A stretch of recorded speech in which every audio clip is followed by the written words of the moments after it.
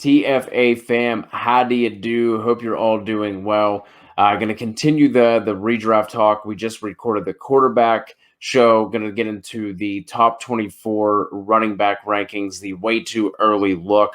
Before we jump into it, just a little housekeeping note. We are going to be doing our first draft guide this season. We would love to get some input from all of you guys just in terms of what what caused you to buy one, what caused you to not buy one, the things you want to see, things that you haven't seen that you would like, whatever kind of feedback you have for us, we would appreciate all of it. So whether you're listening on YouTube, drop it in the comment right now, hit that subscribe button while you're here. If you're checking us out on podcast, just leave a rate and review and some thoughts with the draft guide. We would love to, be able to put as much as we can of what you guys want to see into this thing so we can make it the best product possible for you all. So with that out of the way, Kev, let's go ahead and just dive right into this pupper. We're going to talk about our top 12 running backs first. If you're not watching on YouTube, I'll rattle these off for you for the podcast listeners. Our top two, the same, Christian McCaffrey, Saquon Barkley, and that's when we start to get different. We have a lot of the same names here, just in different orders, but you have Dalvin Cook at 3, Alvin Kamara at 4, Zeke at 5, Chubb at 6, Derrick Henry at 7, Jonathan Taylor at 8, Cam Akers at 9, Eckler at 10, Miles Sanders, and then Joe Mixon round out your top 12. And for me, starting off at 3, I have Taylor at 3, Dalvin, Kamara, Zeke at 6, Chubb, Mixon, Akers, Derrick Henry at 10, Miles Sanders I also have at 11, and then I am sneaking in Antonio Gibson here at 12. So let's just go ahead and jump into this, man. Who are some of these top 12 names that you want to touch on? Names that you thought were interesting, guys that you weren't necessarily sure what to do with when you were ranking this early. Let's have a little convo here. Well, first things first, I think people are going to have a problem with probably the top two guys that we have here, right? Christian McCaffrey, Saquon, both of them were hurt last year. Christian McCaffrey only played in 3 games. Saquon only played 1.5. And people are going to be afraid of these guys, especially Saquon, right? Because of him coming off injury. People are going to say that he's injury prone because the year before he missed a couple of games because of a high ankle sprain. I don't buy. I don't think he's injury prone at all. I'm not worried about Saquon Barkley whatsoever. He's still one of the most dynamic running backs in all of football. I don't care that he tore his ACL. He did it early in the season. He's going to have pretty much a full year to recover. And the guy's just a freak of nature. So I'm not worried about him. And I hope that he does fall. I hope that he ends up being the 5th or 6th running back off the board and give you a little bit of value there to take him there. Because if I can get him at 5 or 6, I am doing backflips to get that start with him because he has RB1 upside, or not, I should say the RB1 upside. He is still really good. We saw that Giants offensive line take a step forward over the second half of the season. So if they can address that a little bit more, add a few more pieces along that offensive line, maybe add another pass catcher in there, I think Saquon Barkley's in a fantastic spot. So I'm not really worried about that. And same thing with Christian McCaffrey. Get the fuck out of here with he's injury prone. Like, they were out of it. They had no reason to bring him back late in the year. I think if they were in a playoff push, I bet you we probably would have saw him. So he's still average. I think he scored no less than like 28 fantasy points in the 3 games that he played. He's still that dude. So we don't have to worry about that.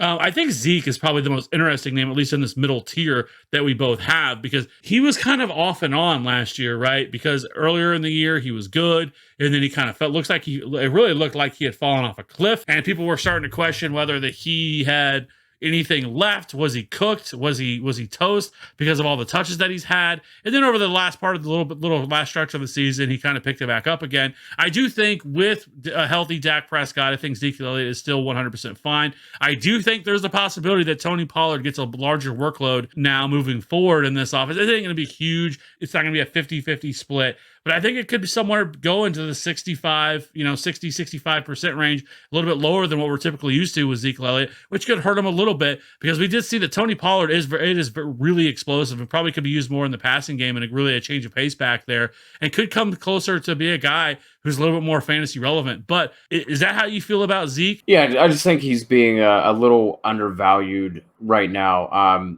At the beginning of the season, before those injuries kind of started to nag at him, and then they were out of it, and it was just an absolute dumpster fire situation there, he was still playing relatively well. Now, could those touches be adding up? Of course. He handled a bunch of touches at Ohio State.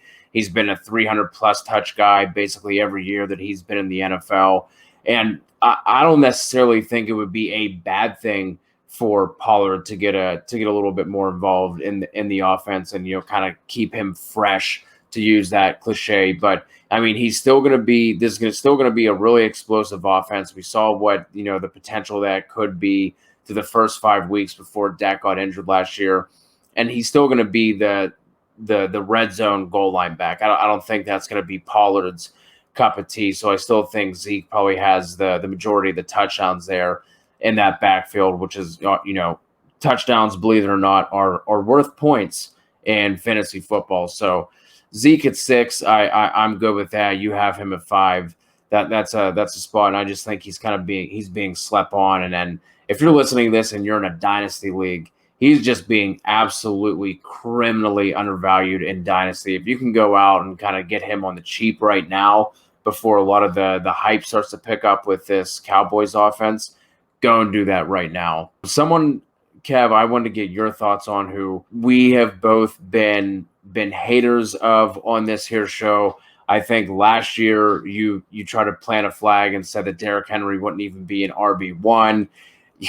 You have him at 7. I'm maybe I'm going to be a year too early. I slid him down to 10. Maybe I'm just being stubborn. I don't care, but I would rather be a year too early on Derrick Henry than a year too late. He was kind of someone who I think I had up as high as like 6 at one point, and then I dropped him down, moved him back up. I don't know, man. It's just I feel like to continue to bet on him to have 1,500 rushing yards and 16 touchdowns and basically 0 pass game involvement. He's someone I went back and forth on. And now you're talking about Corey Davis and Jonnu Smith. They did not get the franchise tag. They're going to be heading into free agency. This is just one that I wasn't entirely sure what to do with. Am I being stubborn by having Derrick Henry down here at 10? And, did you have him any higher? Did you move him around in your ranks at all? I'm obviously higher on him than I was last year. And the thing for me with Derrick Henry is a lot of stuff that you just mentioned. I mean, he's not heavily evolved in the past game. He had 114 receiving yards and 19 receptions last year, which actually is up from what, he did in the previous year. But you're right. When you are so dependent on, what you do on the ground, then it leaves you still have a pretty low floor, because this offense has been so damn efficient the last couple of years with Ryan Tannehill, and the AJ Brown is obviously still there, but we'll have to see what they do to address this offense, because Corey Davis was a large part of this offense last year. Like, he really took a step forward last year. And I know Jonnu wasn't, he kind of started off really hot, they kind of fizzled out a little bit.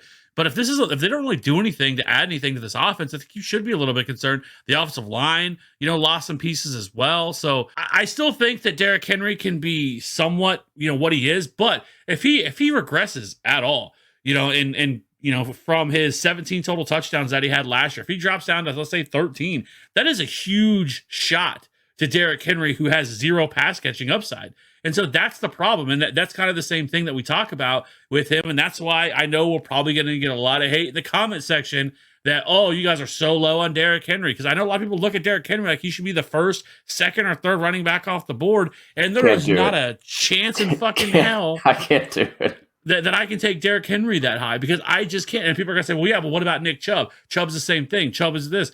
But I think Chubb is in a better situation right now, currently, as this offense is constructed. 100%. The Browns' offensive line is so damn good. It is. You can make a case it's the best offensive line in all of football, but if not, it's second or third. It's right there. Like, it is one of the best offensive lines in all of football.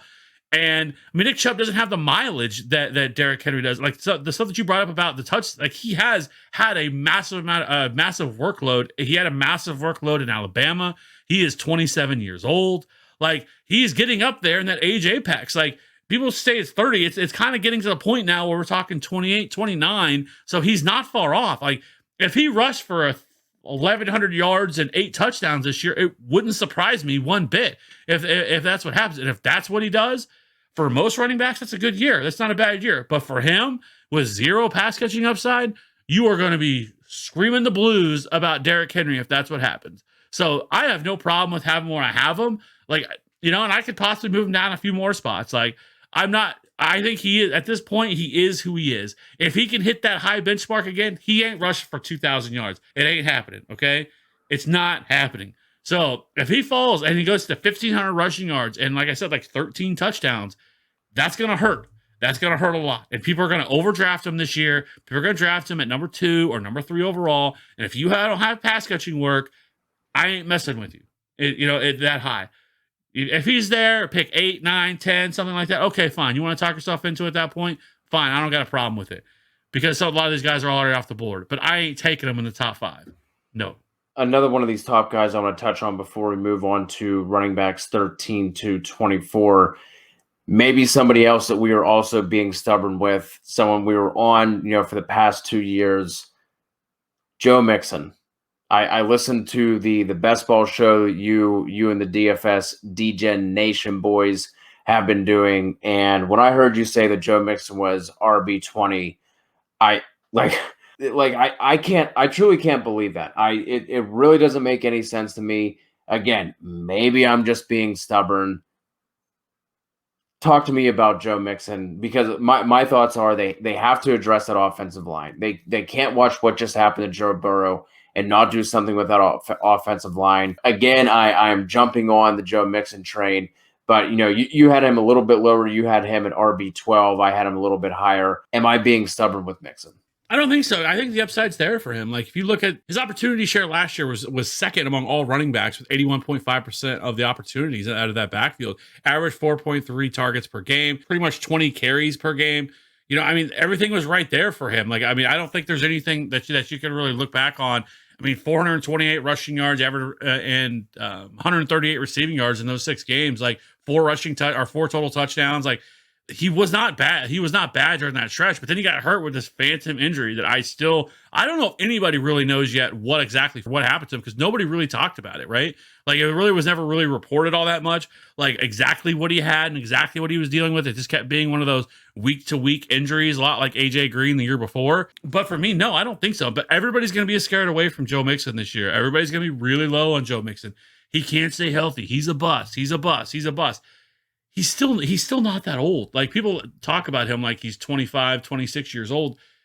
He's 24. Okay. So he's still very young. He still has, I still think that if this offense, they can address this offensive line, maybe they add Sewell, with their first pick in this draft, if he doesn't get sniped by somebody else, and, you shore up that offensive line a little bit and then spend all that money they have in free agency, to address some of these other issues, because you're right. They have to surround Joe Burrow with as much talent as they can. Maximize that rookie deal with Joe Burrow in the window they have. They have T. Higgins. They have Tyler Boyd. Those are 2 really good foundational pieces. They need a tight end. Maybe they take a guy like Freiermuth, who's, would help in the blocking or something like that in the 2nd or 3rd round, depending on where he goes. Something like that to give him another weapon. And I think you're really talking about an offense, that doesn't look that bad. And with Joe Mixon, if that's the case, Joe Mixon is easily has top 5 upside. So I don't think it's that crazy. I know other people are going to argue differently and say Joe Mixon sucks. Screw Joe Mixon. Get Joe Mixon out of here. I think that's ridiculous. I think that there is still plenty of upside with him. And I think that, this year could be a real big bounce back year for him. And to be honest with you, if you can get him that late, if he goes RB 15, 16, 17, you are getting an absolute steal, in my opinion. Let's go through these. The rest of our running back rankings here are RB2s. Again, a bunch of the same names, but definitely in some different orders. RB13, you have Josh Jacobs, James Robinson, DeAndre Swift, Aaron Jones at 16, Antonio Gibson, Clyde Edwards-Helaire, Chase Edmonds at 19, David Montgomery at 20, J.K. Dobbins at 21, Chris Carson, 22, Ronald Jones, 23, Melvin Gordon at 24. And for me, my RB2s are Eckler, Josh Jacobs, Clyde Edwards-Helaire, James Robinson, DeAndre Swift, Aaron Jones, J.K. Dobbins. I also have David Montgomery at 20, Najee Harris, Javonte Williams, Chase Edmonds at 23, and then I also have Melvin Gordon at 24. Who are some of the guys, again, like at the RB1s, who are some of these guys you want to talk to amongst your RB2s? So Josh Jacobs, I think, is a guy that I was high on last year. I thought he had top 5 upside. They still didn't use him the way that I was hoping they would have. All the talk of Mike Mayock, of that we're going to get him heavily involved in the passing game and blah, blah, blah, everything they said they were going to do. And they really didn't. That Raiders Nope. offense is so frustrating. They don't try to push the ball down the field. They don't use Jacobs as a pass catcher, which he was really efficient at, at Alabama. It is a super frustrating. It really just runs through Darren Waller. But I think Josh Jacobs could be a really nice post-type sleeper, right? Somebody that you can get a little bit later this year that people are going to be down on. This range of running backs for me of James Robinson, DeAndre Swift, Aaron Jones, Antonio Gibson, I could rank all of them as RB1s. Like, from my 11 down to all these guys, like I could have all these guys as RB1s, as later round guys. Like, so for me, like Aaron Jones right now, we don't know where he's going. He was not franchise tag, so we have to wait and see where he winds up. If he winds up in that perfect spot, a really great spot, then Aaron Jones likely flies up, and I have him probably back up inside the top 8 for me because I love Aaron Jones, one of the most efficient running backs in all football. So as long as he lands in a good spot, he doesn't do something stupid and go like the Jets chasing money, then I'm all about Aaron Jones. And so Aaron Jones would fly up for me, and that's why I have him there because I just don't really know where to put him. Is there a landing spot that you have in mind? If you were able to choose for him for fantasy purposes, is there a spot or two that really stands out to you for Jones? I think that for me, I think the spots that would be the most enticing would probably be Atlanta or Miami. I think Miami would be a lot of fun as well.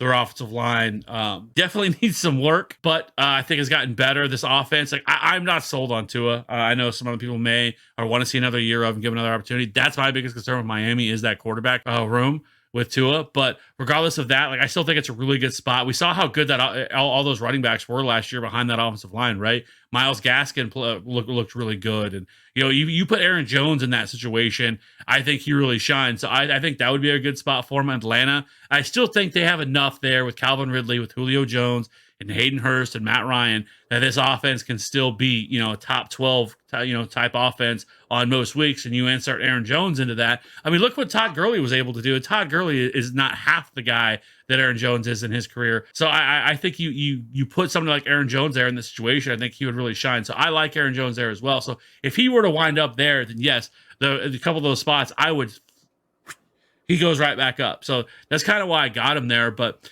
a guy like DeAndre Swift, I could see myself having him as a top 10 guy. Like he is super involved. They don't have anybody else there to push him. There's no way they're bringing back Adrian Peterson or any of that dumb shit.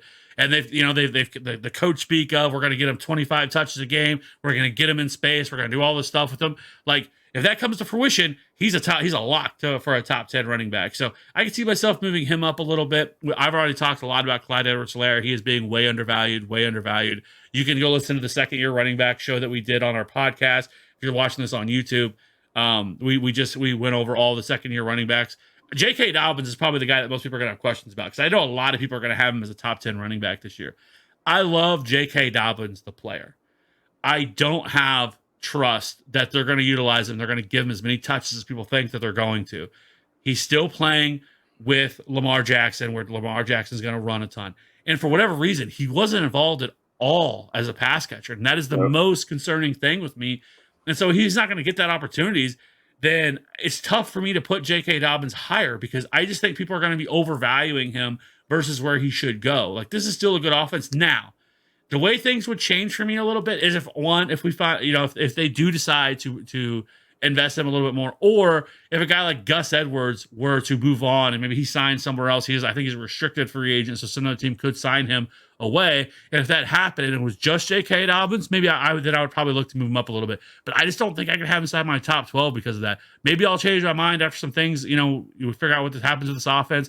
Maybe they go out and they add a Kenny Golladay or something like that, like a Stephon Diggs type move that we saw for Buffalo that really takes Lamar Jackson to the next level. But right now, like that's where I have J.K. Dobbins. What are your thoughts on it? Same thing, man. I have him at 19. You have him at 21, so we're not far off there. It's the fact that Lamar Jackson is going to take rushing attempts away from him, and he's not going to check down either. Like the fact that Dobbins, you put him in almost any other offense, any other situation, and he is up there at that, like you were talking about some of these other guys, that 11, 12, 13, 14 range. But I just can't do it. And it just doesn't seem like, as well as he played, especially down the stretch, they were still getting Gus Edwards involved with Dobbins, playing well and looking like the best running back they had. So even if Gus Edwards were to be pulled away by another team goes out there and makes him, the offer sheet, and the Ravens don't match it, I still think they bring someone else in to split at least some of those carries with Dobbins. So because of all those things, I just can't have him any higher. And again, it's not a slight to J.K. Dobbins, but the guys I have ahead of him, Aaron Jones, Swift, Robinson, Clyde, Jacobs, Eckler, like I just can't put him above any of those names. And it really hurts me to have David Montgomery down here at 20. What about Melvin Gordon? Is he sitting at 24 just kind of as a placeholder for you? Do you actually like him? Seems like he's going to be getting the bulk of the volume, and that's obviously something that we always want to chase, even if it's not efficient volume. RB24 seems like pretty solid value for somebody like Melvin Gordon. I would say it's probably more of a placeholder because I didn't rank any of the rookies. At least the rookie running backs. I didn't want to add them into this yet. But if I was, Melvin Gordon and Ronald Jones would not be on this list. So for sure, and probably one of these other guys wouldn't be on this list. We're gonna have to. So like I have Chase Edmonds at 19. Let's just say that, right? I have him there because at this moment that he is the starter, right? And I know that Cliff Kingsbury has come out and said that they feel confident as him as a starter. I don't know if I believe that. I think they probably bring somebody else in. I don't think Chase Edmonds has the size to be an every down workhorse back, right? I think there's a better chance that they probably bring in another running back, maybe draft a guy, maybe in the 3rd or 4th round or something like that to, be a committee type role for Chase Edmonds. But so I have him there for now, but we'll have to wait and see and I think Chris Carson, what his role is, where he lands. Does he land in a good spot? I could move him up. But once I get to the rookies, I'm really going to be moving these guys down. And because I don't love Ronald Jones, but Ronald Jones could end up being the starter. And if they don't bring in another guy like Leonard, like we saw with Leonard Fournette last year, maybe I have to like him a little bit more. I hate Ronald Jones. I think everybody knows that. But if he's going to get the opportunity, you got to follow the touches, and I'm not going to let my bias get in the way of that. So that's why I have him there. Melvin Gordon's the same thing. I think there's an obviously chance they could cut Melvin Gordon if they, depending on, I haven't looked at his contracts. I don't know how feasible it is, but he looks kind of like he's cooked. I don't think he has a whole lot left in the tank. He was never that great with the Chargers. I just don't think he's that good. I think he was basically a volume monster, and that's kind of what it was for me. And so I definitely think they're going to be looking at taking another running back. I think we could see kind of a little bit of an overall here, depending on what they decide to do. I think there's a chance they could take a quarterback as well, like a Mac Jones possibly, or if like Trey Lance or something were to fall. I think you could definitely see the Broncos take a quarterback because that offense is ready made. I mean, with Cortland Sutton coming back, he's another guy that, maybe we'll talk about, whenever we do the wide receivers.